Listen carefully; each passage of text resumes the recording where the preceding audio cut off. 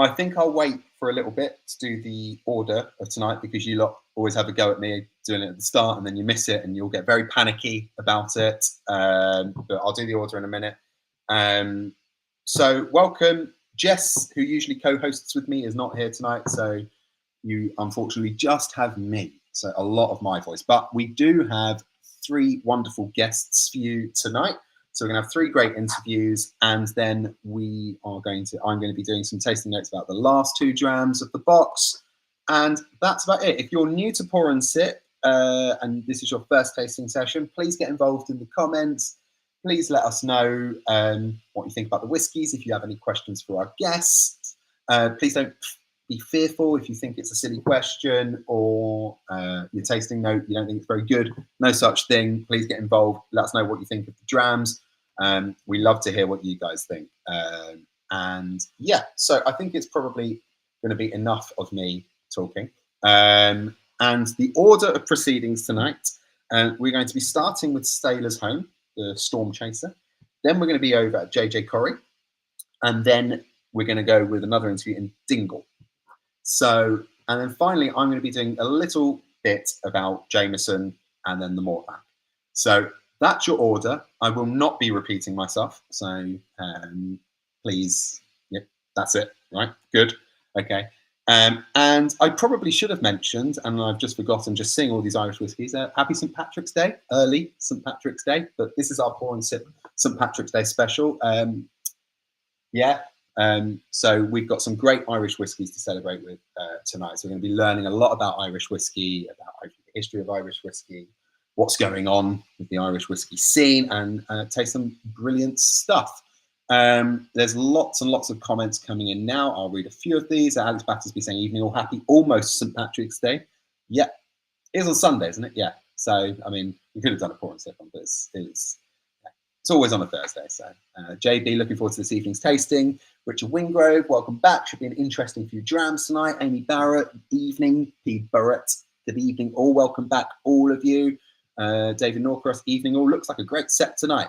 Malcolm Tucker, hope Jess isn't suffering from dunking the biscuits in the whiskey. Yeah. And you can ask her that next time. I'm assuming that was for one of the videos she did for Master of Malt.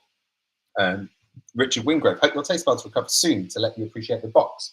That's in reference to somebody else in the chat. You guys chatting with each other. And Brian Fox, first tasting session for me. Welcome, Brian. Great to have you here. Please get involved. So anyway, without further ado, I'm going to invite our first guest onto the screen. And we're going to be talking all things Sailor's Home. So get your drams in your glass, give them a bit of air, and welcome to the screen, Ian. How are you? Yeah, I'm good. I'm good. Thanks. I'm really looking forward to this. Yeah, great. I mean, you've been really prepared for this for quite a long time, right? So for a long time. So you're really ready, right? Yeah, no, I'm really looking forward to it. Yeah, and delighted to tell you the story of Sailor's Home and Stormchaser and everything. So any questions and thoughts and everything from the audience, love to hear them. Well, that's perfect. So before we're talking about Sailor's Home, just can you talk to us a little bit about yourself and how you got into the industry and where it all started for you? Cool. So I worked in Irish Distillers, the parent company of all the Irish whiskies, back in 1995, and I loved it. It really left a mark on me. Wanted to start something for myself for, I'd say, about 20 years, and then we looked really seriously at whiskey from 2012 onwards. Then myself and four fellow investors decided that we wanted to do something a little bit different in the Irish whiskey scene. We wanted to do something that was all about exploration of really full flavors and bring whiskies that hadn't been done before to the market from Ireland. So we approached Dr. Jack O'Shea, who's kind of a legend in Irish whiskey making circles. He's been distilling since 1979. He's in his mid-70s. He's commissioned 6 different distilleries around the country. And Jack loved the idea of bringing whiskies from Ireland to the market that hadn't been done before. And the one we're going to taste tonight is one great example of that. It's a single malt, but it's the first time in the world that Madeira as a cask finish was brought together with craft Irish stout. So Okay. and they sound a little bit daft together, and that's where the name came from, Stormchaser, because it's a little bit dangerous. Okay, interesting. That's super cool. We are going to get onto that in a little bit, but yeah, I mean, you were talking to us a little bit about Sailor's Home just in general, but what did you mean when you said you want to do something different about Irish whiskey? Like when talking about the history of Irish whiskey, what did that mean to you about doing something different? So everyone knows that the Irish whiskey industry is in growth, right? And it's wonderful. It has meant that millions and millions of consumers around the world have rediscovered the taste of Irish whiskey and a love of Irish whiskey and an appreciation of Irish whiskey.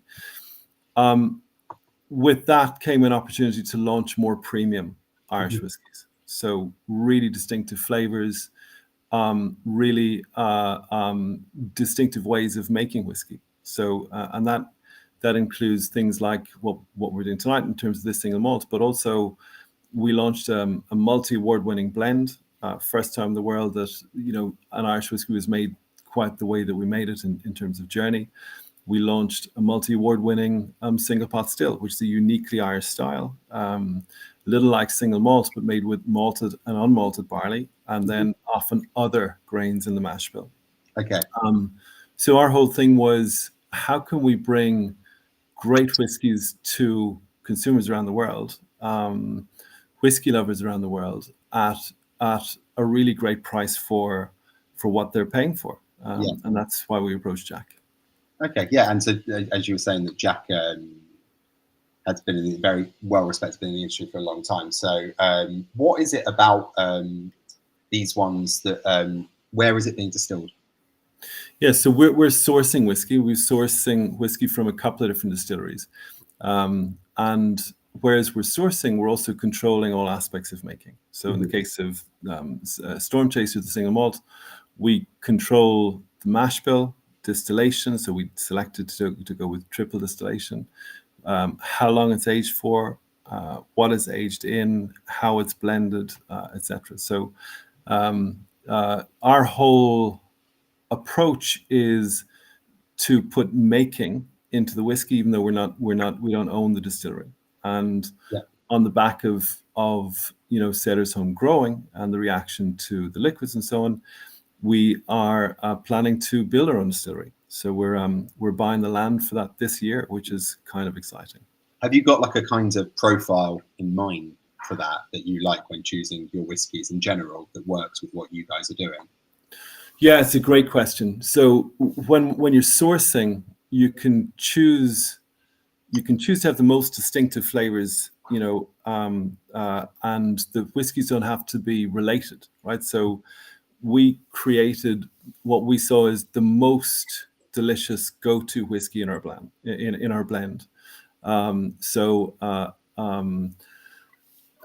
Starting the grain in virgin cask, recasking it into bourbon, which is unusual because grain is normally the poor relation in a blend.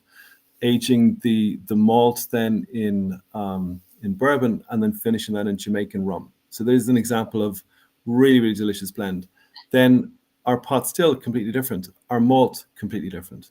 But always in the back of our mind, we wanted to create really interesting flavors that are accessible, that are delicious, and that's kind of the vision. It's great because I suppose when talking about the difference between like Irish whiskey and regulations, Scotch whiskey, there's a bit more chance for you to experiment, right? And when you're talking about the regulations there. Yes. Yeah, absolutely right. So the Irish whiskey technical file is very detailed, and it plays back to the history of making great whiskey in Ireland for hundreds and hundreds of years. But there are some flexibilities we have that you don't have in terms of Scotch. So, for example, pot still, as I said, just as a style, means you can have multiple different types of grains in the mash bill. The whiskey has to be aged in wood in Ireland for 3 years, but not necessarily in oak. So, again, there are people playing with amazing different wood types in the aging of great whiskey. Yeah, absolutely. I think we'll probably get on to this one because a lot of people are asking questions already and got some notes coming. I'm just trying to work out where you go. Amy Barrett is asking what stout was used. So we sourced an oatmeal Irish stout from the White Hag Brewery, and we picked that because it's an oatmeal stout, so it's a little softer. You don't get any of the harsh notes that you might get from some other stouts. So, and we selected it because you would then get those kind of espresso, dark chocolate notes, etc. That then, because they're slightly softer, will complement the Madeira notes really nicely. That's great. I mean, it's firstly, the first off the bat for me, it's just a super interesting nose. It's really, really different, and that's great. I'll read some of the notes out first, but just talk us again through this one. So this is the Stormchaser, and is this a limited edition release, or is this something that's part of your portfolio? So it's part of our core. So we in our core we have what we call the Explorer series. So a blend, a single malt, which is this one, and a single pot still. Then we have what we call the Island series. So whiskies that are all finished in massively different rum casks. Mm-hmm. So this is part of our core, and as I said, the intention was launch a single malt that was unlike anything else. Yeah, absolutely. I'm definitely getting that on the nose. I mean, some of the notes coming through are saying that as well. So Clive Hampton saying nose is light, sweet, and orangey with a hint of nutmeg. JB saying have a bottle of Sailor's Home, the Horizon here beside me. Steve Coleman Williams, oily nuts, apricot, and a whiff of coffee for me. That's what you were saying about those kind of espresso notes, I'm assuming. Yep. They're talking about. And Amy Barrett saying definitely coffee espresso vibes on the nose. Claire M, hint of spice stewed apple on the nose for me. Jim Glancy, very floral. Rose violet creams with a touch of disinfectant, but in a good way. In a good way. That's that's the first time I've heard disinfectant in a good way in a whiskey. Well, there you go. Yeah, but in fairness, like if you taste a Lefroy, you usually get TCP. Like it's a good note. You know what I mean? But it actually is funny. Some people who are peated whiskey lovers enjoy this, even though there clearly is no peat. I think from the stout finish, you get notes that are a little bit like peat. Yeah, absolutely. Yeah, for me, it's like a very kind of strong kind of golden syrup, maple syrup kind of, maybe golden syrup, like the Lyle and Tate stuff kind of coming through, like a little bit of that. It's not mocha, but it's definitely kind of like coffee, but a little bit burnt coffee as well. Very nice nose. I think I'm salivating at the bit to have a taste of this one. So good. Cheers, everybody. Sláinte, everyone. Sláinte.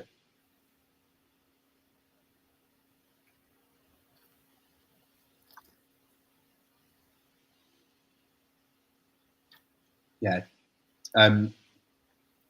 It's just super, super interesting. There's like this, I'm talking about that coffee note that's still there, but there's like an orangey kind of orange rind, kind of note as well. Dark chocolate for sure. For me, like a bit of dark chocolate, but again, not in a bad way at all, like a really kind of like 90% kind of cacao kind of vibe. And that finish is lovely. Lovely spice on the finish, a little bit of black pepper as well. Really nice. What about yourself? I mean, you tried this many times. I'll tell you what, though, you've made a much better fist of the taste there than I ever would. The one thing I also get is when you go back the second time, you get that sweetness on the finish, and sometimes I imagine that's the Madeira. But what we wanted with this whiskey was that it wouldn't be dominated by the stout. So you do get those espresso and dark chocolate notes and so on, but you get a real balance and a real complexity and a real deliciousness. I love that orange note. Yeah, absolutely. And there's definitely that kind of like syrup, like treacle kind of note as well, which for me is the sweetness. Just go for us again how the kind of the makeup of this in terms of the casks used. So this is about 5.5 years old. Yep. The single malt is triple distilled. It's aged in a combination of bourbon and virgin oak, and then we brought together the two different finishes that have never been done before. So the first is the Craft Irish Stout, so from White Hag. The second was we sourced barrels directly from Enriquez in Madeira through connections and friends we have in the industry, and again, they love the idea that their barrels are being used to create a whiskey that had never been done before. And the reason we went for Madeira is it's quite common in Irish whiskey to have port, have sherry. We wanted sweetness and complexity and balance. And we love the idea then of Madeira to do that. Yeah, absolutely. And it really works. It's definitely balanced. There's nothing is, like you said, like the stout, there is that kind of, and to me, there is like a little bitterness, not in a bad way, but like that kind of thing you would get from stout, and a coffee kind of note as well, like at the after, a little bit burnt. But it's very well balanced. The sweetness isn't dominating. That's not dominating. Nothing is really dominating here in a very good way. It really, really works. And I'm just going to read, there's quite a lot of notes coming through on this. So Claire M, hint of spice stewed apple. Chris Dagnan, hint of lime on the nose, walnut. Clive Hampton, although it's light, it has dark flavours such as chocolate coffee. Very interesting. How long did it, can you say how long it was spent in like the Madeira cask?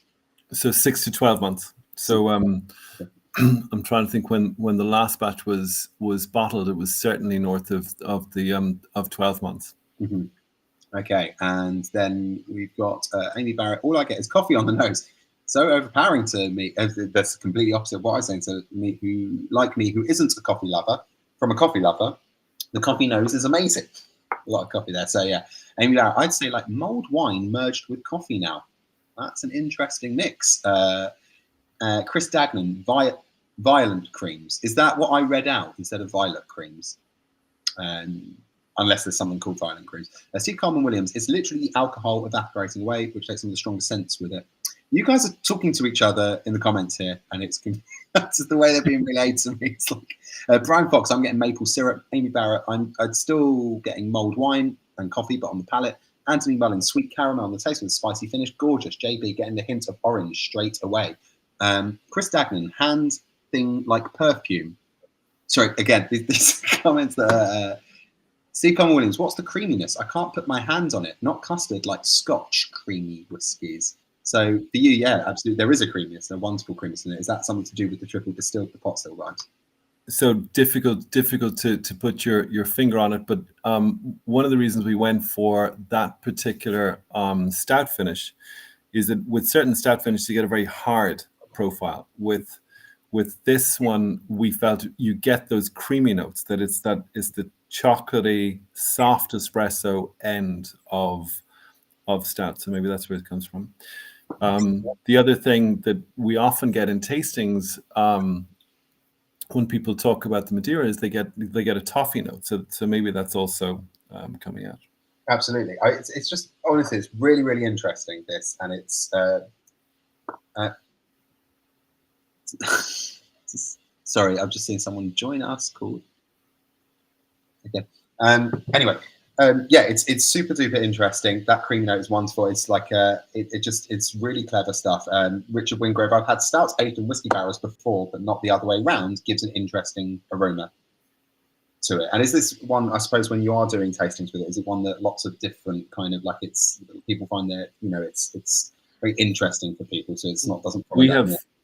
We have two whiskies in the range that people either adore or adore less, and this is one of them. Like we've got a 10-year-old aged or finished in a Martinique rum agricole cask, so you get those rum agricole kind of earthy, grassy kind of notes, and some people adore it.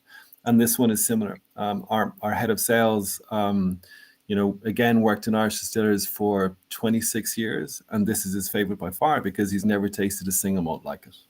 Yeah, that's. I mean, I always love super interesting things, and I'm always one of those people that I gravitate towards things that like people either love or hate, and I tend to end up like loving them because they kind of can be a bit, when things can be divisive, it means they're interesting, and that definitely falls under that. We've had a rum agricole finish on here before. I can't remember who it was. Maybe it was Glen Murray. It was really interesting that it was used. Don't see it used all that much, but. Just so us as well, because the bottle, have you got a bottle there? Yes. Yeah, because it's a super interesting bottle. It's just a very striking bottle design. Slightly empty though. Yeah, it is. This one has been well worn. Yeah. It's like it's like the signatory, the signatory vintage kind of bottles, the independent ones. But yeah. Yeah. Really so again, we're really lucky. The Sailor's Home in Limerick was built as a place to stay, to share a drink, share a story. And it has a coat of arms in the building since 1856, and we brought the symbols of that to life. So the doorway, the kind of the bird saying you're close to home, the anchor, a place to stay, etc. We brought all that to life on the packaging. Yeah, it looks absolutely great. So just before we wrap up, talk to us about what the future holds. You were talking about the distillery. Talk to us what the future holds. Is there anything exciting coming out that we can keep our eyes on as well as this? And what is the timeline with you? If you were talking about distillery, where are you at that? Yeah, so I'd say there's probably three things on my mind about the future. The first is the distillery. So we plan to buy the land this year, and that's pretty exciting. We'll then go through the planning process as quickly as we can and get on with the development of the distillery as quickly as we can. The second is growth. We are really pleased with the reaction to Sailor's Home everywhere we've launched. We're in 22 countries now, and we're really kind of we're launching it to a couple of really important markets this year. So we're itching for that and really looking forward to it and so on. And the third thing then is new expressions. So we have a new 10-year-old finished in a Trinidad and Tobago spiced rum cask coming out in June, and it is spectacular. It's called really? Yeah, it's outstanding. And then we've got 3 new expressions coming out in September as part of what we're calling the Maker Series range. So these are our expressions, again, chosen by Jack, but very personal to Jack in terms of what he likes and loves. One of them is an 8-year-old that has spent 5 years in a Jamaican rum cask. You get that really funky profile coming across in the whiskey, but it's amazing. And it's going to be at cask strength.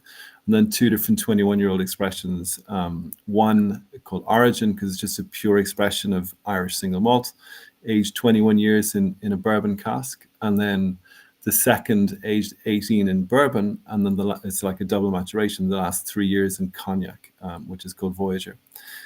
So it's a busy old year, but a good year. That sounds like a lot coming out.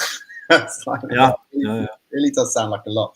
It's been wonderful talking to you. A couple of notes still coming through as well. Steve Howdy Doody, I really hope that is your actual surname. Strange Getting Custard Creams. Amy Barrett, I'll probably give this for my boyfriend who loves coffee and Guinness. I know that's not the stout used, but also is more of a fan of Irish than Scotch. And P. Barrett, light and spicy palate with a surprising chocolate aftertaste. Very Moorish indeed. Remember, guys, if you do want to buy this, you can, with your membership, head to the Pour and Sip store and you'll get a cheeky little discount. I don't know what it is on this particular one, but there will be something for you. So thank you very much, Cian, for talking to us about all things Sailor Home. It's been really interesting, wonderful dram. And maybe you can come on again for one of those very exciting releases you were just talking about. Yeah, I'd love to. And listen, thanks for having us, and happy St. Patrick's Day to everyone. Cheers. Thank you very much. Right, what a great way to start that off. So, loving your tasting notes so far. That was super interesting and a wonderful chat. So, next, I've forgotten the list that I said to all of you, and I was like, don't forget. I've already forgotten. JJ Corry. We're going to be talking to Neve from JJ Corry. So, welcome. Hello. Hi, how are you? I'm good. How are you? I'm good. Happy St. Patrick's Day. Happy early St. Patrick's Day. Are you doing anything special for St. Patrick's Day? I'm sure you're going out drinking on the town or something like that. I wish. So I'm dialing in from New York at the minute. And like for the past 5 years, I've lived in London. And it's just so interesting to see the difference in attitudes and celebrations towards St. Patrick's Day. London, like the UK, similar to Ireland, it's very much you celebrate the weekend of or the day of. In America, it is a month-long foray. They start their parades from the 1st of March, and there are St. Patrick's festivities every week on the build-up to the actual day. There are shamrocks like littered everywhere on buildings, shops, houses. People really get into the spirit over here, and it's so nice. And people are confused when I'm not wearing green. I'm like, no, that is not how we roll back home. They're Yeah, expecting me to be like strutting in with my Aran knit jumper and like my little pea cap, and I'm like, nah, it's not happening. They really want the cliche though. That's what they're expecting.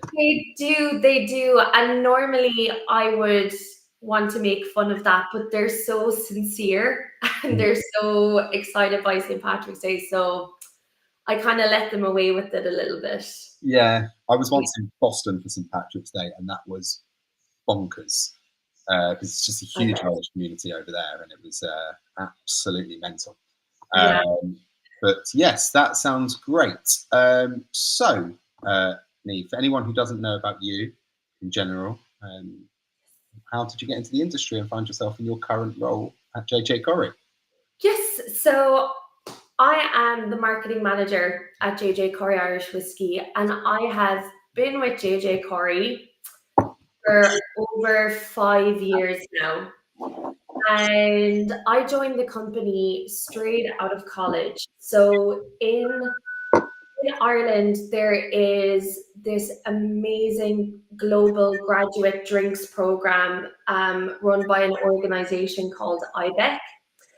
And someone I knew from my course in university had joined the program, and they were working for another brand called Kilbeggan. And he called me up one day and he said, I really think you should apply for this. I knew nothing about whiskey. I knew nothing about the global drinks industry. And I was kind of thinking, you must be mad, right?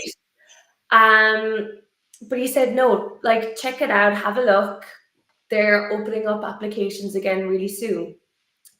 So curiosity definitely got the better of me, and I had a look at the application, and one of the companies featured in the upcoming round was JJ Corry.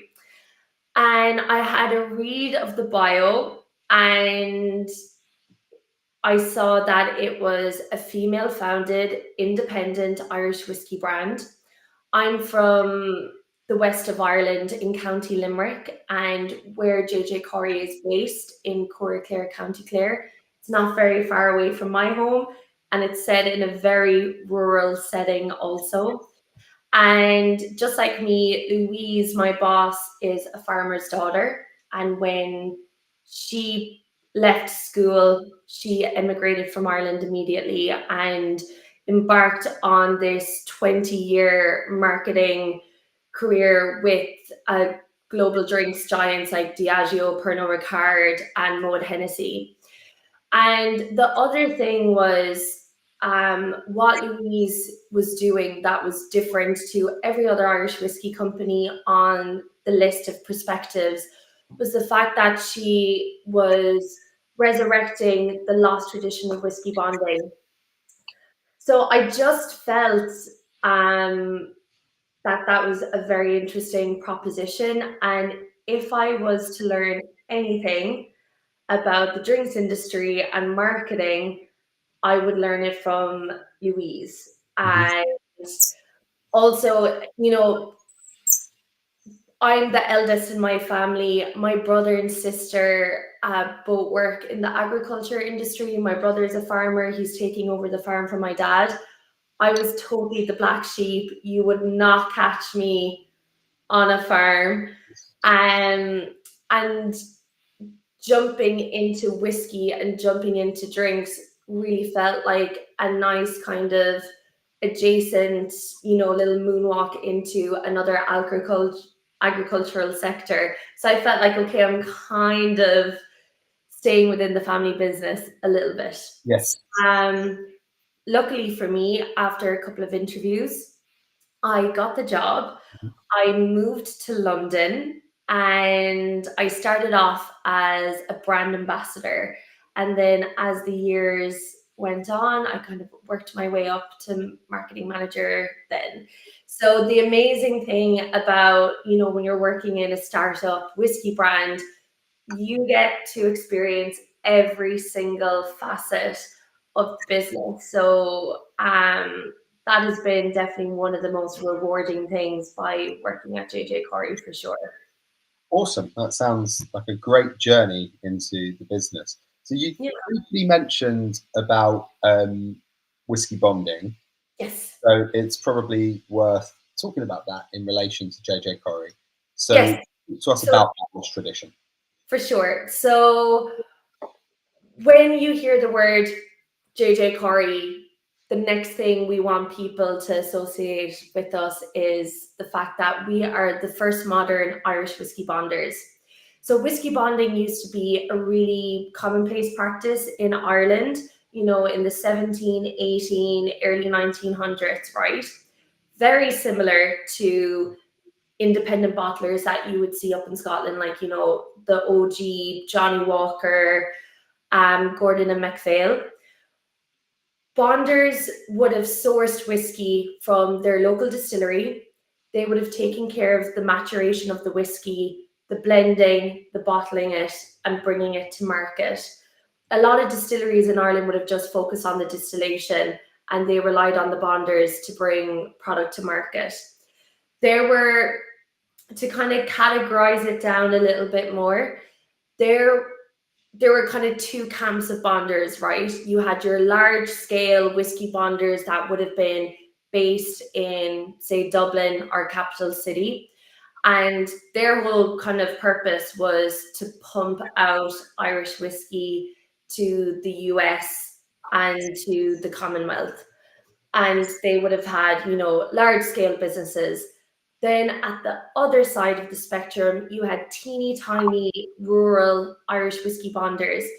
And these could be found in every village, town across Ireland.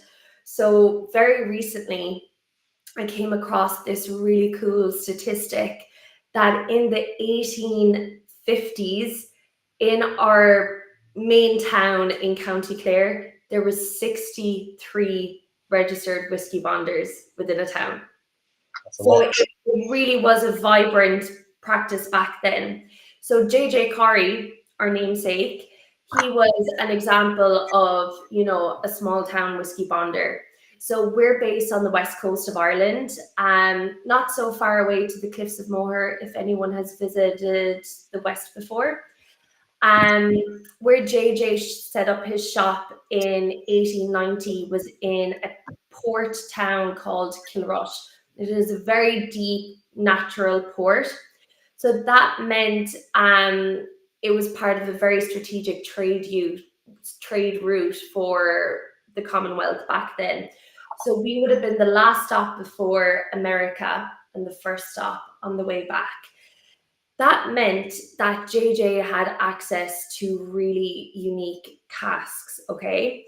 So we have archival records from JJ's shop to say, you know, rum casks from Jamaica, port, sherry, Saint Julien Bordeaux casks, and he would have matured his whiskey that he sourced from a distillery in Limerick in these barrels. And not to be flippant, but at the turn of this century, you know, the people of Ireland, you know, we were not exposed to very exotic flavors, okay? Our main staple was potatoes and, you know, meat, very simple peasant food, you know.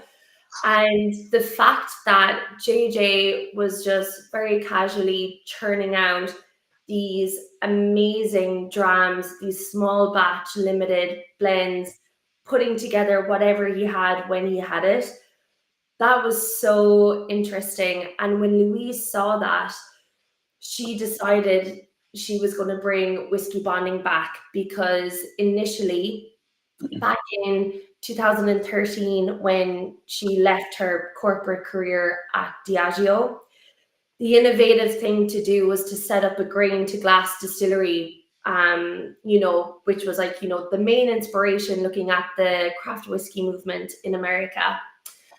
But when she came across JJ Corry and his story, she thought, this is what we're going to do.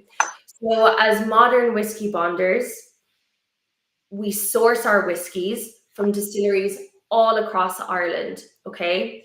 And our goal is to build this library of Irish whiskey flavors that we can pull from to create really unique blends. So that's kind of phase one.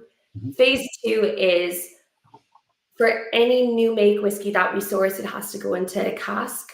So Louise hand selects all of the casks that are in our rack house. We work with amazing coopers in Spain, Kentucky, Mexico, wineries in France to ensure that we have juicy grade A casks to mature our whiskey in. Because look, we don't control the distillation, right? So how we can put our stamp on our whiskies is ensuring that our cask program is banging, essentially. So all of our whiskies mature in our purpose-built rack house on the McGuane family farm. And if you were to stand outside of it, outside of the rack house, it looks like a Frankenstein bride between like a Kentucky style rick house and a traditional dunnage, like Scottish dunnage warehouse. So when you open up the barn doors, there's huge south facing windows running down the line of the rack house. And that's just to ensure that, you know, all year round we can keep that ambient temperature up as much as possible, because the weather on the West Coast, not the best. Not the best. And it works. We've got an insulated roof, and I've been at JJ Corry over 5 years, and the temperature has not dipped below 7 degrees. I think it's only dipped like 3 times, because that's always like a big news day when that happens. And then all of our casks, they're racked on the bilge, and the really, like, anyone that visits the rack house, what they love about it is they can see the flavor notes that we put on each cask. So we love categorizing by flavor, which makes sense because when we're looking at blends and we're marrying flavors, you know, that's what it boils down to essentially. And it's just like a really immersive, like, sensory experience. So yeah, that's what we do as modern bonders. Yeah, that I was about to say, like, how has it progressed from back in the olden days when bonding was? Yeah, kind of... well, you know, it's the 21st century and we can go international. So, like, the amazing thing is, Louise, you know, bonding really begins beyond the gates of the JJ Corry farm. So once Louise has sourced our whiskies, you know, she travels the world to meet other like-minded producers to see what casks they're producing, and really, you know, collecting and curating these very unique flavors that, you know, would not have been around, you know, over 100 years ago. And who's part of the blending process, along with Louise, in choosing the flavor profiles and choosing the casks, in doing all of the blending? So a lot of it is actually still directed by Louise, especially for the Anfa that we're going to be tasting in a little while. Like, that was made in collaboration between Louise and Master of Malt, and that was a very 50-50 process. But for most of our small batch things, like, it is Louise selecting the casks. For our larger core range items, like, you know, the Gale, our flagship blend, and the Hansen, our blended grain Irish whiskey, we work with a panel of tasters, essentially, just to make sure that, you know, we're hitting the right spot. And also, as we move from batch to batch, we're blending to a very particular flavor profile rather than trying to recreate the original, you know, batch one. Yeah. So that's, like, I've seen the spreadsheets that, you know, map out this process, and it's so intricate. And so it really does take a team of people to work that out and make it possible. So it's really interesting. Yeah, no, I can imagine that's super interesting. So we had the pour and sip, our kind of when we worked with you the first time. This is round 2. Yes. Yeah. So our very first, we did a Bonders edition for the Pour and Sip community, and that was called the Le Sogue. And then Anfa number 2 was made for Drinks by the Dram.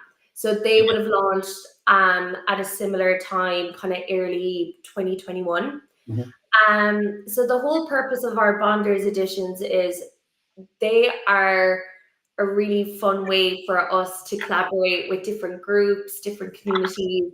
And essentially, it's very much recreating what JJ Corry would have done back in the day. We work side by side with people like yourself to create a small batch limited edition blend. So typically, a Bonders edition is just 132 bottles. And, we invite you to the farm, you have a flavor profile in mind, and then we hand over our whiskey thief and our bung puller and say, okay, off you go. Here are the casks we think you're going to enjoy, that they'll fit your vision. And it's very much like, into the deep end, you're going to make some whiskey with us today. And it's great because, it's such a personal thing. And we love doing them. No, I can imagine. So talk us through this one in particular, as we're drinking this one tonight. Is that what you've got behind you? Is it? It is not. It is not. So I'm so sorry, guys. I relocated to America this month, and all of my whiskies are still in Ireland. Trying to figure out how to get them all to America is a bit of a headache.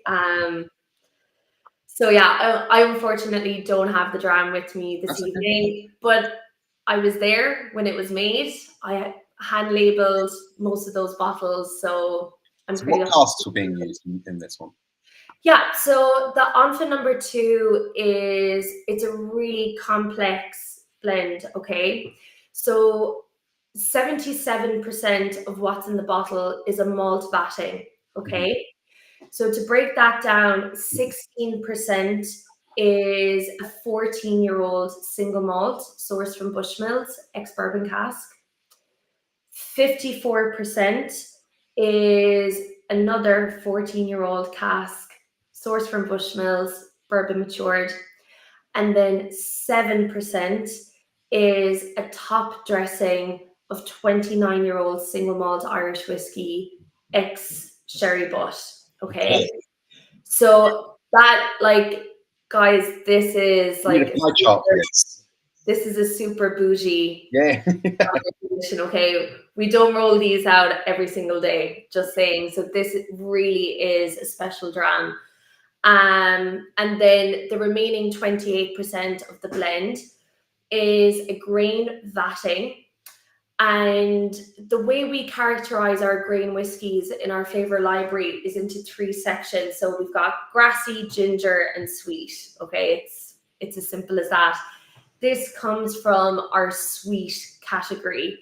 So it is, the grain vatting is comprised of 10 and 8-year-old grain Irish whiskey. And guys, have a taste. I'm sorry I'm not tasting with you. Believe me, I've got FOMO right now. There's there's a lot to pack in there with this one. I have to say that is a lot to remember, guys. But it is. I don't know if you've got a live chat, but I can write that down and send it over to you if you want to put it up. Yeah, that's good. But send it in this private chat, but do it when we're off, when you're off, so you're not doing it whilst we're talking, because they're gonna. But so you said usually it's 132 bottles. Well, what are we talking about in this run? Is it 132? I'm pretty sure if someone goes on the internet and fact checks me, that's okay. But I'm pretty certain it is 132 bottles for this. So, pour and sippers on our store, you probably need to get to this one pretty quickly, all of you. Yes. Yes, for sure. So what I love about that Anfa is one of the main notes that come to the fore for me, and it's almost like I feel like it's a JJ Corry calling card. It's like that ripe, peachy fruit bomb flavor that absolutely jumps out immediately. And you've got a load of those like stewy stone fruit flavors as well, and a hint of orchard fruit as well. But there's almost like a malty, biscuity sweetness as well, mingled through. And from that grain vatting, I just think it wraps up everything into a really creamy texture that just makes it like so lip smacking, and it just lets the finish go on and on and on and on. Mm-hmm. Yeah. I was hoping you were going to keep talking there so I could adjust. Sorry. I was like, right, I'm going to take a sip now whilst this bit is going on, and then I'll get my head sorted. But there is the creaminess. I think it's like the kind of oaty kind of porridgey kind of thing that's going on. It's really nice. It's like on the nose for me, it's just like the peaches thing that you were saying, peaches and cream. Right. Like proper dessert vibes. Really wonderful stuff. I'm going to start reading the notes. I think some people were saying about the malty note and the biscuit note. I just need to remember where this starts and where the Sailor's Home finishes before I start reading out Sailor's Home tasting notes. Okay, JJ Corry Flintock. Number 3 is probably one of my favourite whiskies. Probably the bottle doesn't last too long, according to JB. Yeah. That's a you problem as well. Pour and sip, guys. Don't drink it all at once. Claire N. Loved everything I've tried from JJ Corry. Introduced to it at a whiskey festival in Bristol. Ordered a bottle of the Gale immediately. I think we may have done JJ Corry 3 times now on Pour and Sip. I think I remember doing the Hanson. Yes, we were definitely. Hanson was done, I think, back in like COVID times. It would have been. It was, I want to say it was like the back end of 2020. And then the first time I was on with you guys, we did the Le Sogue, which was a 60-40 blend malt to grain.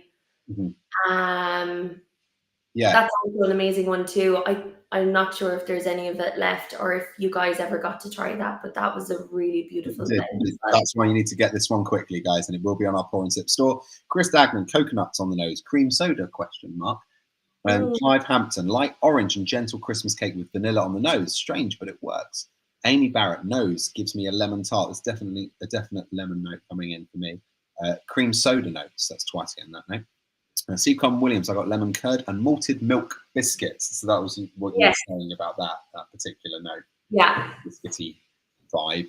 Anthony Mullins, I'm getting the skin from freshly peeled green apples on the nose. It's lovely. Richard Wingrove smells like a nice, smells a bit like Nice Biscuits.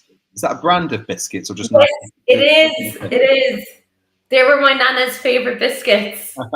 What are they like? What are they like? They're really like plain. They're almost like a digestive, but they've got like crystallized like sugar granules on top. If I'm correct. Okay. Well, there you go. That's something for me. I just didn't know if he was saying they smell like Nice Biscuits, just in general Nice Biscuits, the bad ones. Amy Burrow. Oh yeah, definitely nice malted milk biscuits. Mm-hmm. There always a malted milk biscuit either as well. I don't really know, but is that a special type of biscuit as well? Don't know. Anthony Mullins, so creamy to taste with a real kick to finish. Seacon Williams has a real paprika punch to it.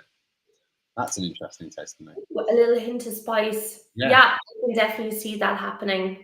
Clive Hampton, the flavours are really interesting. The finish is like a fiery malted milk biscuit, if such a thing exists. I don't think it does, but you know, that might be something to take to the dragons or something like that. Seacon Williams, next month I expect a recipe on how to make one. Make a nice biscuit or Anfa number 3. I don't know what it's. Claire M, malty, spicy, rich, and delicious. So those are all the notes coming in. So they're really good notes. But as you were saying, it's definitely got that creaminess and the. What's the creaminess coming from? Is that just the in particular? It's the grain. Yeah. It's the grain. It just. And was it 28% of grain? is used? No, 23%. So 77% of the blend is malt, and then 23% is grain. Okay. Yeah. And why will we get more creamy notes from a grain whiskey? This is a technical question, but just in general, not just. I feel like it's down to the distillation, and that's just like a general characteristic of Irish grain whiskey. Exactly, yeah. So whereas malt has, body yaddy yaddy, grain has what that contributes to a blend is extending a finish, right? So it all comes down to like the science of actually creating a blend and something that is really balanced. So it is that little tightrope dance to make sure that you're getting that full-bodied flavor, but then the texture of the dram complements that also, and elevates it too. Yeah, because like the finish is really creamy, also with a real hint of spice, like a chili kick. Really nice that. And Chris more nice biscuits are made with coconut flakes, apparently. It's been so long since I've had them, and I kind of want them right now. Will you find them in New York? Unlikely. Definitely not.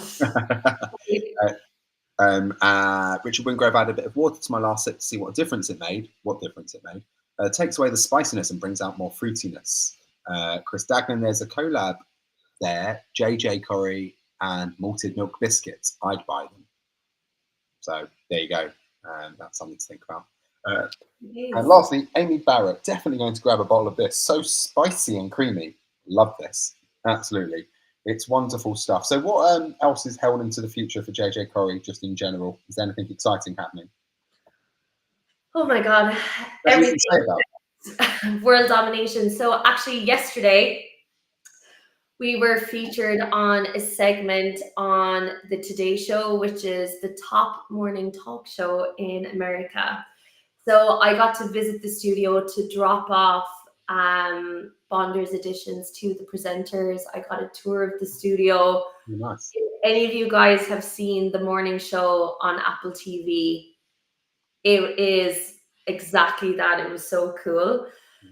Recently as well, we just launched this amazing collaboration with Tipperary boutique distillery called The Founders, and it is the first Irish whiskey created by 2 female founders, and it's a vatted malt.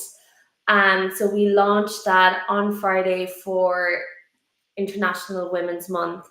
So it's just been a mad month preparing for everything. And yeah, for St. Patrick's Day, we're doing lots of tastings, cocktails, all the fun stuff. Okay. Well, that does sound very exciting. So thank you very much for talking to us all about things. JJ Corry and the Anfa. Neve, it's been wonderful to chat to you. Thank you so much. And we will see you soon. Thank you. Thank you. Bye. That was amazing. I've got a big, bold thing here. And I think it's a special mention because it is one of our very long-term regulars, Steve Coleman Williams. It's your birthday. Happy birthday to Steve. Happy birthday, Steve. 35 today. Happy birthday. Please, you're spending it with us, if I'm honest. That is amazing. Thank you very much. So happy birthday to Steve. Next up, we are going to be dipping into Dingle. And we'll be talking to Dave. So please welcome to the screen, Dave. How's it going? How's it going? Yeah, good. You? Not too bad now. Surviving so far. Surviving so far. And, well, crazy month. Crazy month. Yeah. You've had some whiskey to help you through, I'm assuming. Yes. There you go. Yes. Is that the same dram you had when we first started talking? No, I went back for refill. Yeah, that's what it's about. Pour and sip, guys. Pour and sip. Yes. Responsibly. Responsibly, absolutely.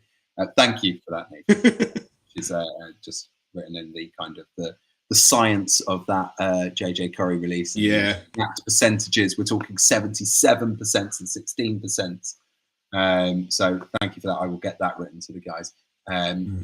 So, Dave, talk to us about yourself and again how you got into the industry and into your current role. Well, I have been in the industry 20 plus years. I would have started working in bars. I ended up running my college bar and venue, and then ended up running a few other college bars and venue, and then went into managing bars, restaurants, hotels, nightclubs, off licenses for two different Irish families for, I think, each of them about 8 years each, and just helping them renovate their different venues, get them up and running, you know. Yeah, so I've seen an awful lot of Paddy's days behind the counter. And then, tell you a few stories. Yeah, some you'd be just like, what the hell? But yeah, and then I was with Powers for about 8 years, and then I was with FX Buckley's, which is like a steakhouse, gastropub here in Dublin for another 8 years. And then I worked in Celtic Whiskey Shop on Dawson Street as a whiskey and wine specialist for about 4 or 5 years, and then joined Dingle as well. We kind of do, because we're a small, like, independent family-owned distillery, we kind of, as there's only 4 of us in the team, and we wear many hats. That's probably the best way of describing it. So I'd be like global brand ambassador, but I'm also do sales, business development, festivals, everything. You name it, I've done it. Yeah, and I do it. Hard to pinpoint an exact job title. Yes, yourself. Yes. It's always fun when new people start, and the owner Elliot's kind of like going, "There's no point me telling you what Dave does, because he does 6 different things, and you'll just find out."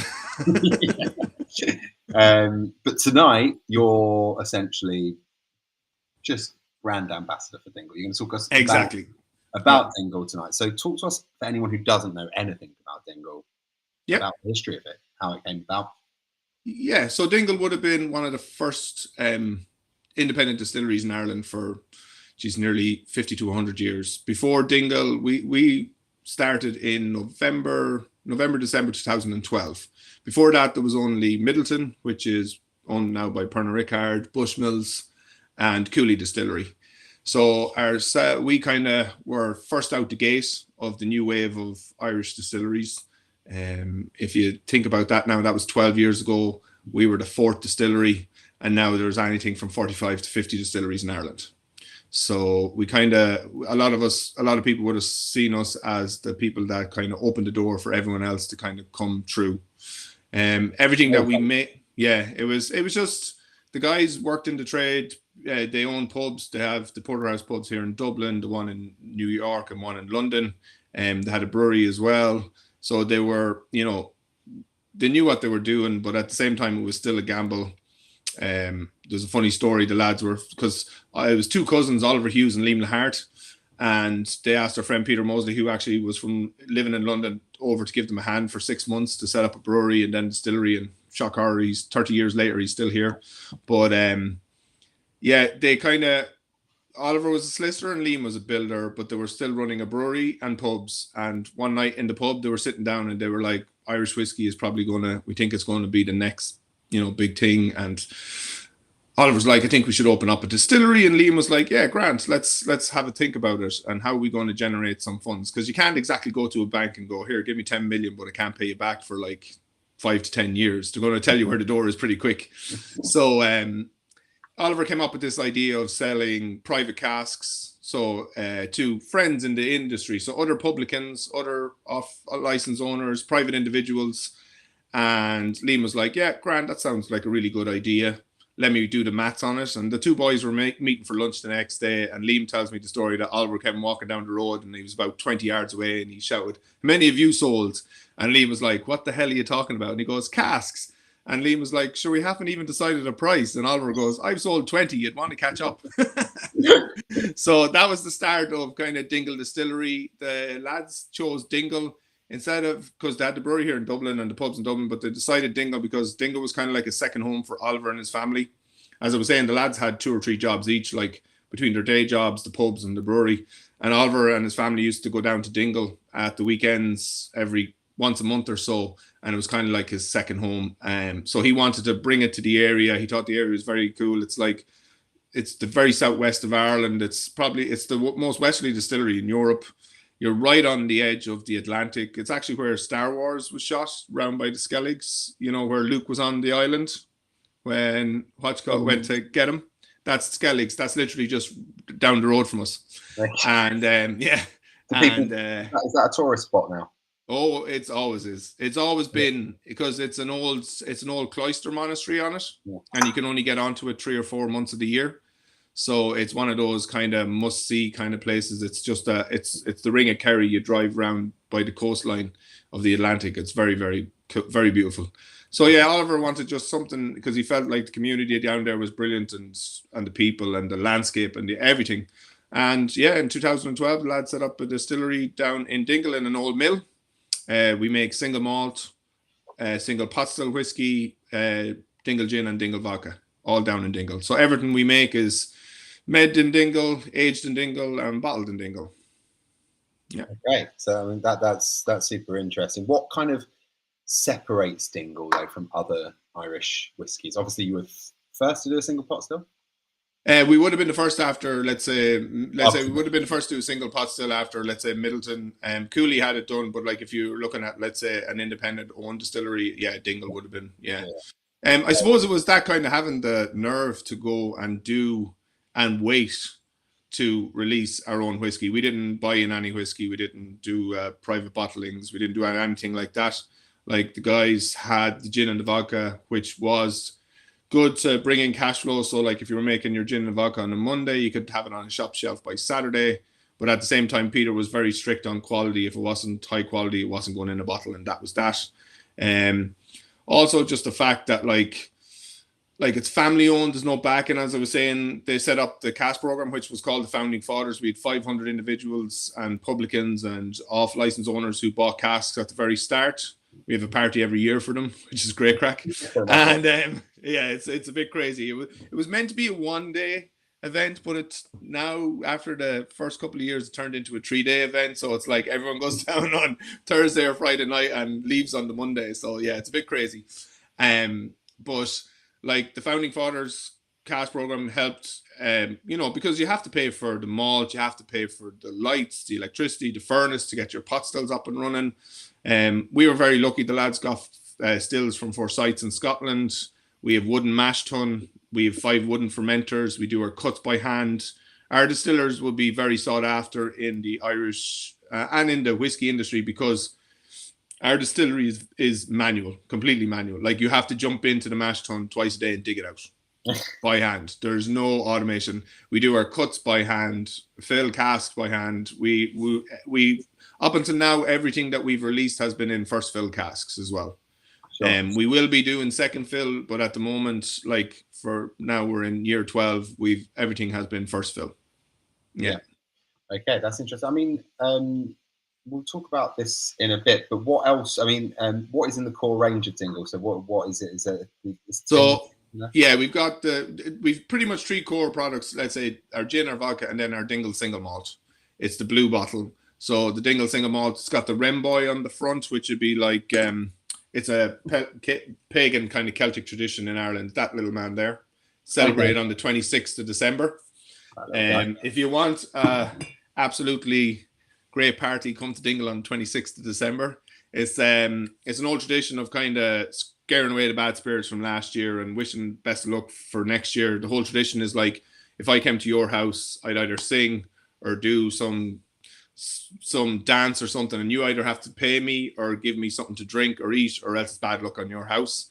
But in Dingle, it's all the different streets have different kind of clans, and they all dress in their colours and straw hats and this, and they march into town, stopping in every pub, having a pint, having a song. They all have routes. They all have specific routes about across different pubs. So you got the green streets, you got the white and blues. They're all like, and then they meet up in the middle of the town. And it's just a big, giant street party. And our local Gardaí disappear for the day, which is like the cops. They disappear for the day, and the pubs are kind of open until. Sorry, what did you call them? The Gardaí. Gardaí. It's the Irish for cop. Garda. There you go, guys. That's your St. Patrick's Day learning there. You're learning a couple of fuckle, a few Irish words. Okay. that one as well.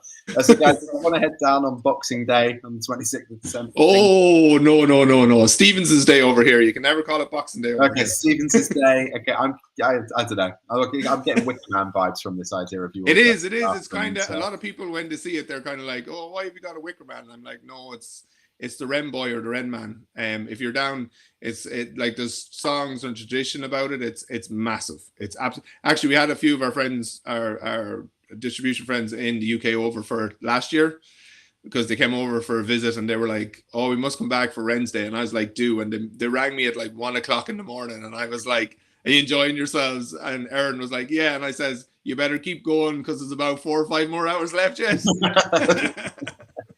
Yeah, well, I mean, you'll be with your newborn and stuff, and now you'll be in bed long before that nowadays. I wish, I hope. Yeah, but I don't want to be sacrificed for any cops in your next years. I won't be going. Well, let's talk about. In fairness, that actually sounds like a lot of fun. I have to say. So let's talk about this dram that we're drinking tonight, the Lúnasa. Lúnasa, yeah. Lúnasa, there you go. Lúnasa. Any Irish word, just say it fast, don't overthink it. Okay, but it was just the accent there. Yeah. But it was on the U. And it's even more confusing because it can be spelled 3 different ways. So we won't even get into that. Guys, it's just I just continue to make an absolute mockery of the Irish language. I'm so sorry. So we're talking about the Lúnasa. Lúnasa, yeah. So this is part of our Celtic Wheel of the Year series. So as you can see, there's like a circle. It's the 8 Celtic symbols of the year. So Dingle is very much, as I was saying about the Wren Boy, Dingle is very much still seeped in a lot of tradition, old tradition that is like the old Celtic pagan traditions of Ireland. And Lúnasa is the harvest festival, so the 1st of August. And it's actually Lugh, which is the Celtic god of light. And his mother's name was Talt, his stepmother, foster mother. And she cleared the land of Ireland so people could grow crops. But unfortunately, she died from exhaustion from it. And as a tribute to her, he decided to have this big, massive feast. So he literally, the idea was you cooked the different things that you were harvesting, and you lit 2 big fires, and you walked, let's say, like all your farm animals through to cleanse it. And it was just a big, giant feast, which you'd normally have up on the hill. Here in close to Dublin, you'd have the Hill of Tara, which is like it's one of the oldest, I think even older than the Egyptian pyramids and that, sites where these people would have celebrated. But yeah, so the whole idea of our like Celtic Wheel of the Year is we are doing 8 releases. Well, actually 9, because we decided halfway through to add another one, just as a nod to Dingletown. That's the way we are in Dingle. We're a little bit free spirited. We're like, sure, it'll be grand. And that should be on your slogans, really. Yeah, be grand, it'll be grand, it'll be fine. Be grand. And people are like, why is there only 8 symbols and you're releasing 9? And we're like, sure, look, these things happen. So like we turned 10, and a lot of people were like, why don't you release a 10-year-old? We did one 10-year-old, a single cask that was just one cask, a cask strength. We offered 1 bottle to all the publicans and restaurants in Dingletown, and then we sold the rest on our website, 1 per person. It was a bespoke box by an Irish wood craftsman, and a bespoke label by an Irish artist. And to say our website crashed within like 40 seconds was not even funny, and it was down for a whole day. But we were like, right, if we're going to do an age statement, you need to wait until we're 12, 13, 14 years of age.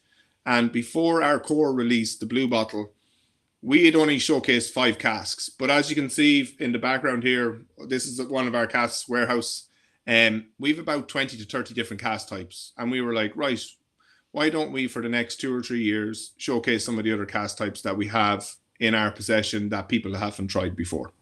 So each of the Celtic Wheel of the Year series is aged firstly in first fill bourbon. Generally, our first fill bourbons are Maker's Mark, Jim Beam, Jack Daniels, Heaven Hill.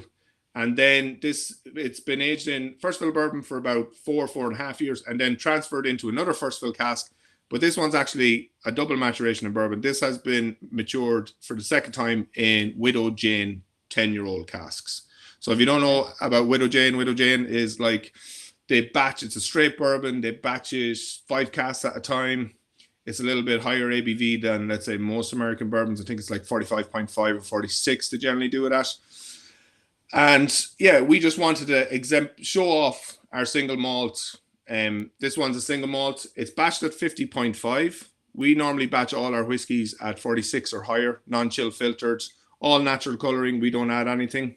We did it at 50.5 on the single malts in the Celtic Wheel of the Year and 52.5 because customers asked us.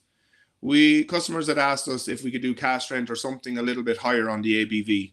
And we were like, yeah, no problem at all. So we kind of came down from like our ABV for a 7-year-old, 7 to 8-year-old would be about 59, depending on the cask, 59 to 61%. So we just brought it down to the 50.5 on this. So yeah, so it's just a celebration. We're doing it over 2.5 years. We're in the home stretch now. We've only 3 more left towards the end of this year. And then that will be the Celtic Wheel of the Year finished. Okay. So yeah, you're going to get lots of kind of salted caramel, maybe little hints of red berry. You're always going to get a little hint of citrus. You might get some dark chocolate.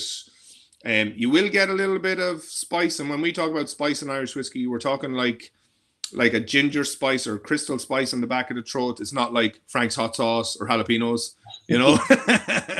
Everyone's like, because people freak out when you say spice, and it's like it's just this little tickle at the back of your throat that just kind of warms it, you know. They're kind of lovely on the nose, like a vanilla fudge kind of note. Yeah, like lemony note. I don't know the berries kind of thing. You said the kind of like strawberries and cream kind of vibe. There's like a hint, and I don't know if it's just me. It might just be me. It might be my pad. Just a hint of this kind of like, and I don't know what it is, but to me it's like root beer, and that's what I'm getting. Oh yeah, creamy root beer float. On the nose. That would be Some people on the spice side get ginger. Yeah. And that would give you the root flavor. Yeah, definitely. Yeah, like I would always get more. For me, especially with bourbon on bourbon, I would get more caramel, toffee, fudge, vanilla flavors, and then I say citrus, but for me, I get kind of more of a lemon zest at the back, but it depends on each palate. Like that's why you say citrus, because someone else might get lime or they might get orange peel or something. It's each to your own, whatever floats your boat. Absolutely. I'm going to read some of these tasting notes out. You talk us a little bit through just so I can have a little sip. Are you drinking this as well? Yeah. At the moment you are. Okay. Sláinte, everybody. Sláinte.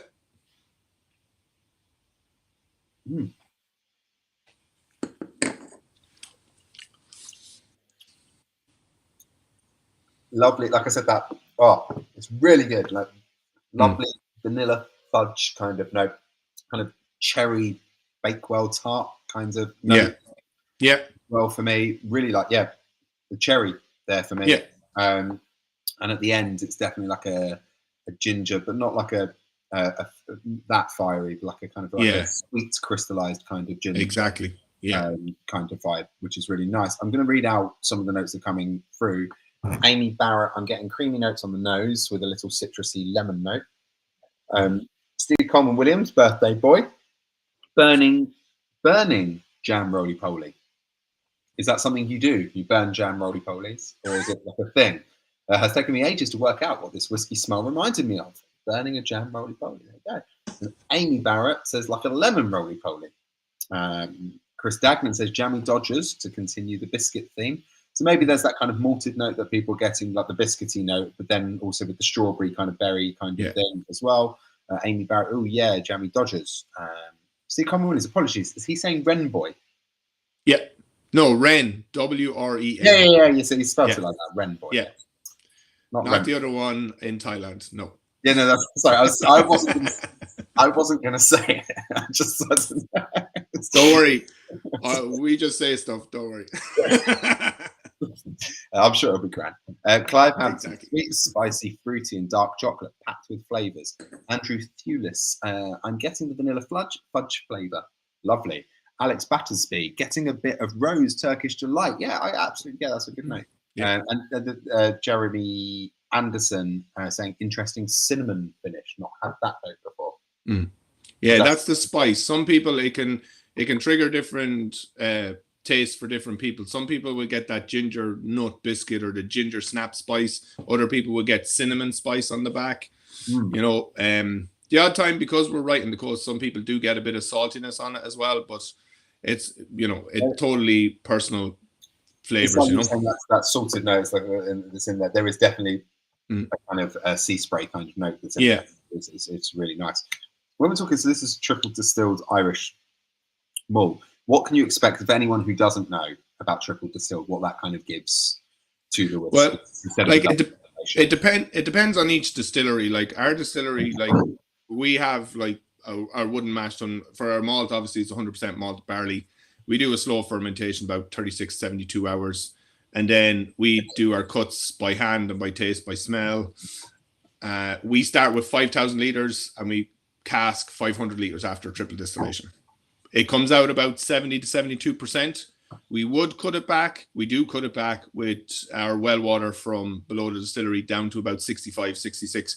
Because at the initial stages of when we started, we were putting them in the cask at 70, 72. And it just, like we had a chat with a few of our distiller mates from America, Scotland, everywhere, any of our mates that were in the industry. And they were like, look, if you're putting it in at that ABV, you're never going to, it's never going to round out and soften out. So we always cut it back down to the 65, 66. The triple distillation, just generally, like for me, the biggest differences between double and triple is going to be a bit more meatier, a bit more punchier in the mouth.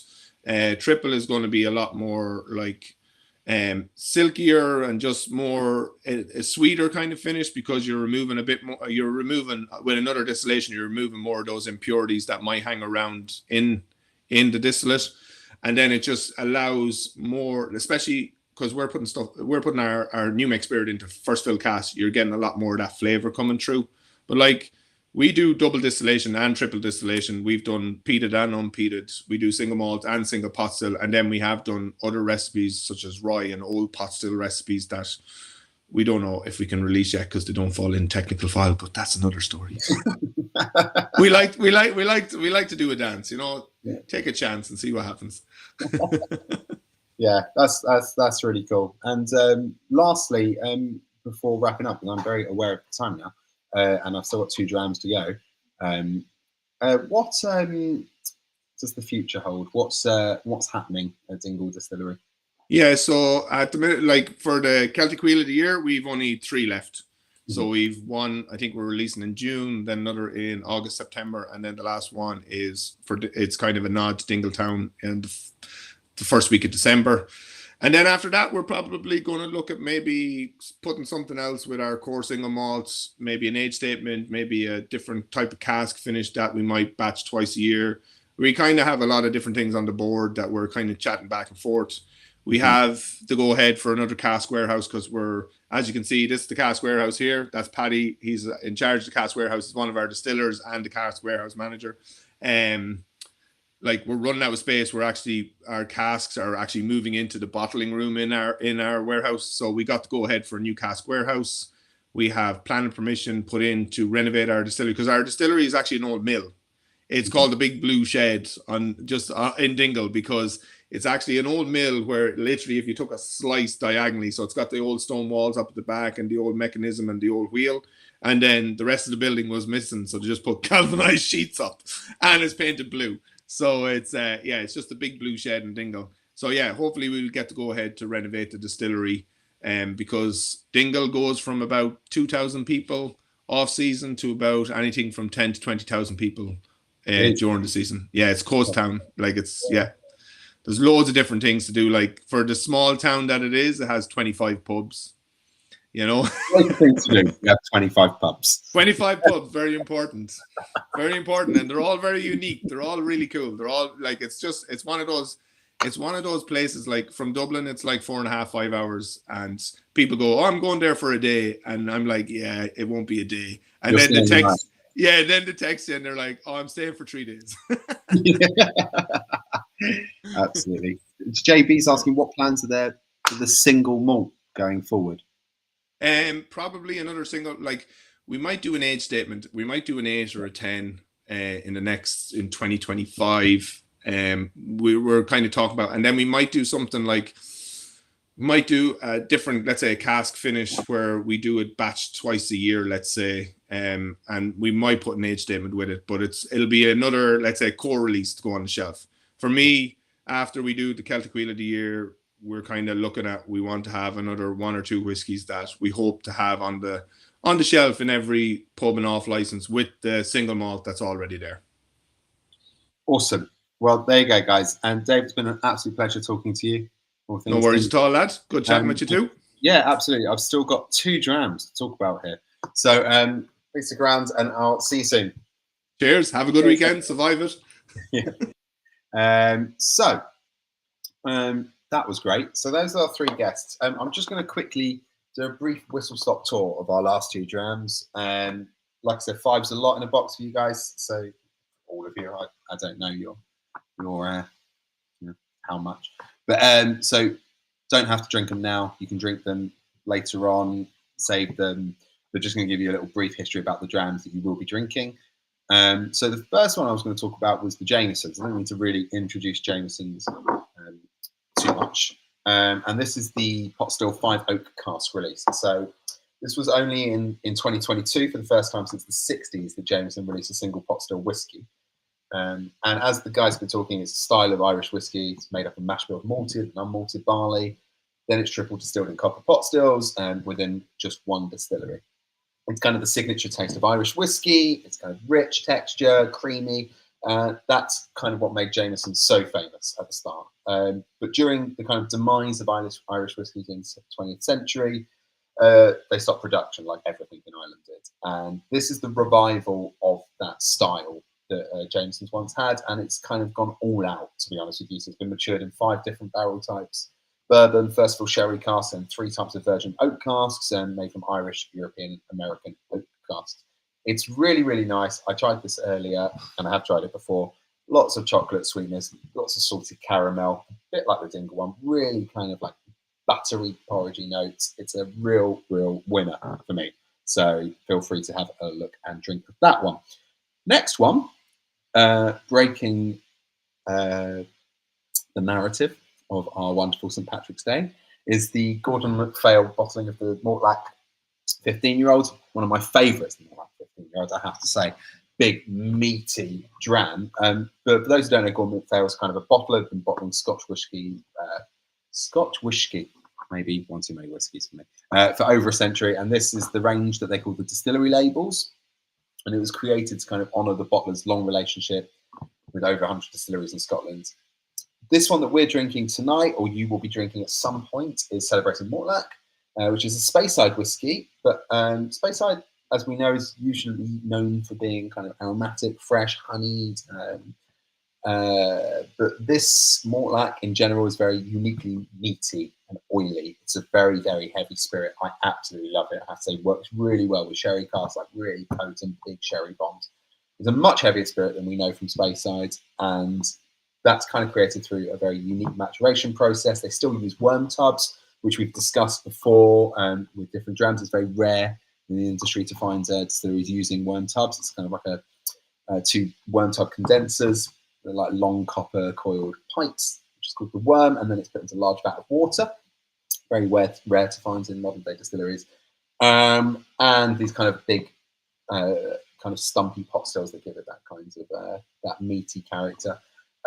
This is the 15-year-old, and it's been matured in first fill and refill sherry cask. It's a bit of a sherry bomb, massive big hitter, stewed apples, Christmassy cinnamon cake kind of vibe, and just big heavy stone fruit kind of, just really, but mainly that Mortlach character is very meaty, very powerful, very heavy, very un-Speyside. And yeah, Jeremy Anderson said Jameson's very different to the standard core range. Absolutely. Steve Howdy Doody saying the really nice wasn't going to do the other 2, but really enjoying the Jameson. And Jeremy Anderson saying the Jameson is fabulous. Absolutely. It's something that I suppose if you were used to drinking Jamesons from just in general, as you will have done, this particular release will be interesting because it's very different to what you'd expect. So that's the box. I'm just going to invite Dave and Kian back onto the screen very briefly. Hello, guys. Dave, it's been ages, man. Like, where? Forever. Yeah, again, it has been a while for you. It's like it really. No, but you know what? I loved actually listening to everything that Dave was saying. Yeah, very cool. So, thank you guys for sticking around to the end. So what we usually do is I'm just going to ask you guys a question. But one thing I will do, we always do, so don't get offended, is to ask everybody to let me know what their favourite dram from this box has been. Just tell them all I know where they live. Yeah.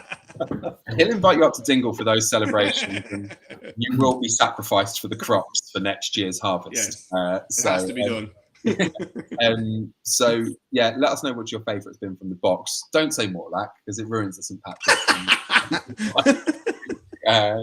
But anyway, so like Irish whiskey has in general, as I said, it's gone for a massive boom, and there's kind of like distilleries popping up everywhere. What does the future hold, in your opinion, for Irish whiskey? Where's it going? Kian, I'll ask you first. Yeah, so I see continued growth. No, I would, but I see continued growth, and I see more and more interesting whiskies coming from Ireland. You know, Irish has been kind of dominated by Jameson for years, and then other kind of mainstream whiskies like Tullamore and Bushmills and so on. I think what the lads are doing in Dingle is amazing. I think what people are doing all over the country is amazing. So I see more complexity, more variety. The other thing is, whiskey making is a very creative thing in Ireland, and that means that, to my mind, it has a bit of an advantage over some other types of whiskey because it's not as confined. So we're in the fortunate position we have the heritage of Irish of whiskey making. You know, it's whiskey making began in Ireland. You know, despite what our Scotch cousins might think, and you're going to see more and more complexity and interest and flavor and variety coming out of the island. Yeah, I mean that sounds great. That does sound super exciting. I think we are going to see a lot more experimentation and stuff like that. And that stuff that you guys are doing as well. It's like really interesting, and that kind of signals to what the future holds as well. What about you, Dave? What do you think? Yeah, definitely. Like it's exploding pretty fast. I think probably a few different things that would have to, like, there is going to have to be a bit of education on the single pot still side when we go outside of Ireland, just because it can be a very confusing term. Like, everyone thinks, oh, single pot still, just because it has to be made in pot stills, even though you can actually do some of the second distillation in a column still and all this. There's a few little kind of quirks and stuff. So, like, there will be a bit of education, but yeah, the beauty is the kind of innovation. The reason, as Keane was saying earlier, like, we can use so many different cask types. Like, we're not kind of held back. Like, even there before Christmas, like, we put some new make spirit into ash. We put it into cherry wood. We put it into acacia. Like, you can play around with so many different things.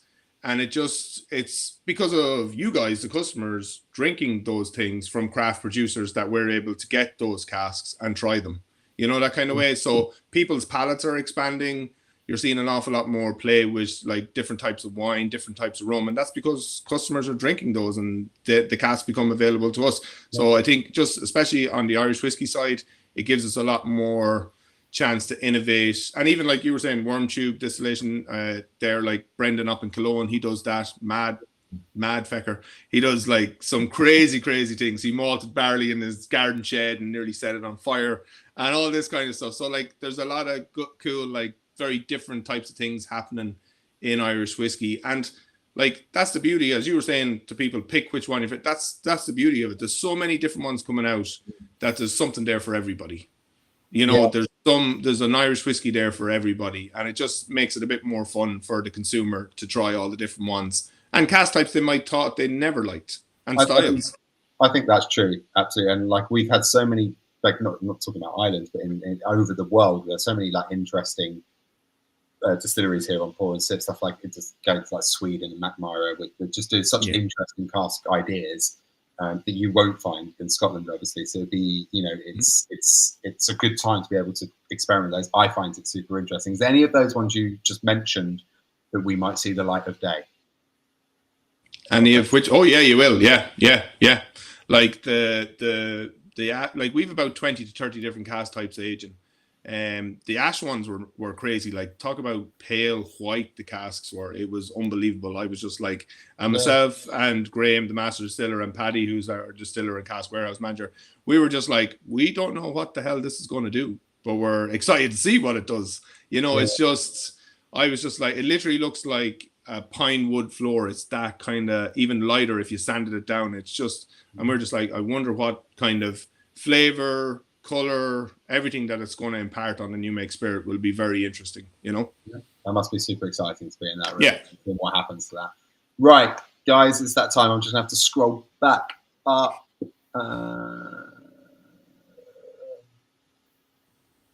I can't work out where the top of this is. Okay. Steve Coleman Williams, birthday boy. Sailor's Home for me. Really lovely. Amy Barrett, sorry, gentlemen, I'm going with the JJ Corry. Amy Barrett, haven't tasted Jameson's and Mortlach yet, but I'm aware tomorrow, so stopping at 3 drams plus 2 extra from previous boxes. Absolutely, guys. Make sure you don't drink it all at once. You don't have to. JB, can't call it between the Sailor's Corry and the Dingle. Sorry, guys. All great drams. By the way, that is the right answer, but it's still fun, isn't it, to ask people what their favourites were, let's be honest. Steve Howdy Doody, the Lúnasa. Did I get that right again? Yeah. Yeah. Okay, say it fast. Say it fast. There you go. For me, but really like the Jameson as well. Claire and Dingle Lúnasa for me. See, I'm overthinking it now, and now I'm stalling. Anthony Mullins, for me, it's the Sailor's Home, closely followed by the JJ Corry. Tony Capon. JJ Corry gets my vote of approval for tonight. Jeremy Anderson, Jameson's Mortlach, JJ, Dingle, and then Sailor's Home. The 3 great guests. Live David's story, love David's stories, and need to visit Dingle for Rent Boy Festival, not Rent Boy Festival. It's a different festival, that one. JB, all individual, but all with their own great notes. Clive Hampton, this has been a really enjoyable selection of whiskies, but my taste buds are having to work overtime, so I haven't got a favourite yet. David Walcott, JJ Corry for me, Jameson a close second. P. Barrett, Sailor's Home Stormchaser is my favourite tonight due to its uniqueness. You must love that when you hear that, Kian. Like, yeah, no, it's bang on, but you know, people have individual favorites, and you're seeing a mix across the board. It's lovely. Yeah, that's exactly that's the great thing about whiskey. Let's be honest, because it's just there is like everyone's got their own subjective views and their own unique palates. So there's no right or wrong answer. And it's not like other things where everyone goes, that is definitely the best one. Everyone's just so different, and these are all so different. So it's great. They're all Irish except for the Mortlach. But in general, they're also different, but everyone's got their own unique taste. David, difficult to separate Jameson's, Sailor's Home, Dingle, all great, but I haven't tried the Mortlach. Richard Wingrove, really nice selection tonight. JJ Corry for me, though. Martin, only managed to jump on in time for the Dingle, so definitely my favourite so far. There you go, Dave. You were his favourite out of 1. So I'll take that. I'll take that and run. Great intro to this month's tasting. And Chris Dagnan, dead heat for me, but not more. Hates Scotland, loves Ireland. So there you go, everybody. Don't worry. We'll beat them in the rugby this weekend. I don't watch rugby, so I don't. Anyway, thank you very much, guys, for tuning in. As always, we will join you again in April. I can't remember the date. I do this every time because I don't know. But we will see you in April on a Thursday at some point for the next Pour and Sip edition. Happy St. Patrick's Day for Sunday. Please go out and what do people do on? So what are you going to be doing on St. Patrick's Day, David? Staying in bed. Am I? You, Kian, anything special? I'll be wishing I was having as much crack as everyone in Dingle, but I'll be doing my best in Limerick. Okay, there you go. So, guys, whatever you're doing, enjoy it, and we will see you all next time. Cheers, everybody. Slàinte.